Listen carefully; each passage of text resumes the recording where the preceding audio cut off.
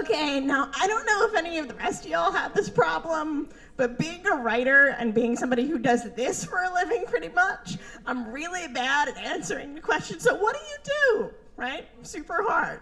Not really good at it. And I've tried out a million answers because my main job since I was like 17, it was to get on a microphone and be inspiring, whatever the hell that means. So, trying to do that. So, I've been talking with friends of mine and writer friends of mine, and the basic consensus has been, so what the hell do we do now, right? Everybody's going, okay, how do we move on? How do we get our radical selves working? What's the next step? What are we doing here? And I feel like everybody looks at me because I've been the writer and the activist and the advocate since I was a little kid, and everybody's like, okay, inspire us. No pressure, right? So, and I keep trying to come up with something to say that's gonna make it all better, and like keep trying to come up with an answer, and I'm not really doing a great job. And so I keep saying all the things you're not supposed to say in this job. I keep saying all the things you're not supposed to say in the motivational speaking world, which are, one, I have no idea, and two, I am just as terrified as you are. But I have to say something because that's the job.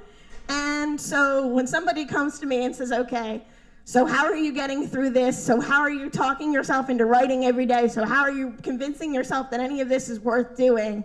This is the story I tell them.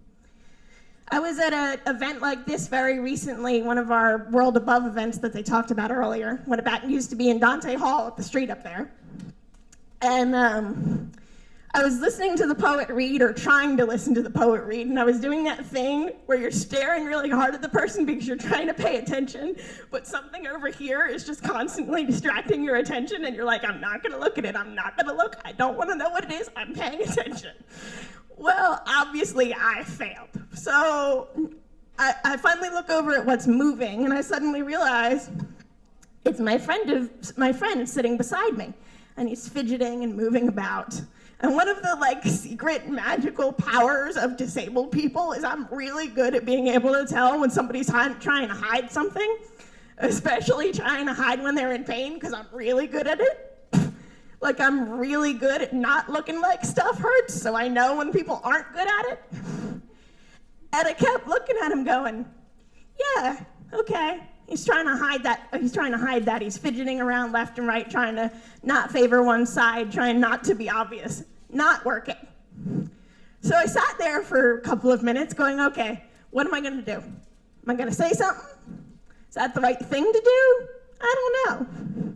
So, being that I'm a writer and a poet first, and this is what I do, I took my program and I scribbled what would later become a poem on the back of the program, and I handed it to him.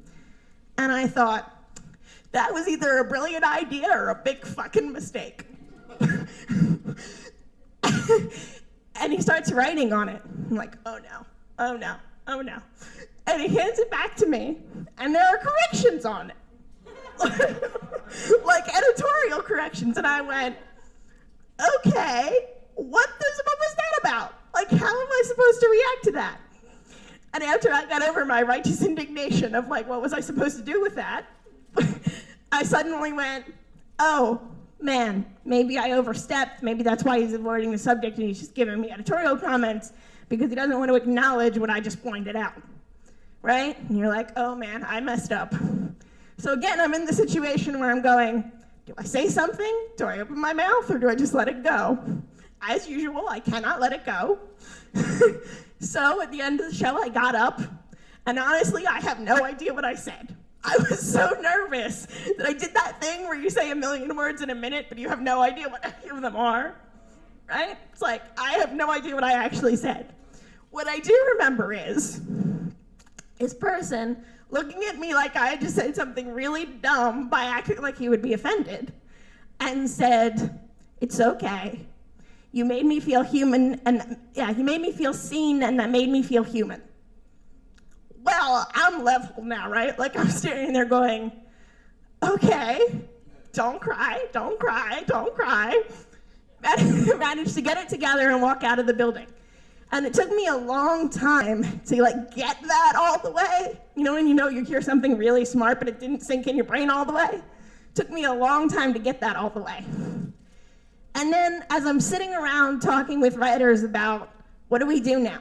What do we do next? How do we be okay? How do we keep doing this? That's the answer.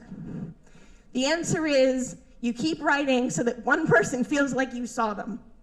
So that one person every day goes, this person knows I'm a human and they really looked at me. And if we spend more time doing that, we'll stop screaming at each other so much. And we'll actually figure something out.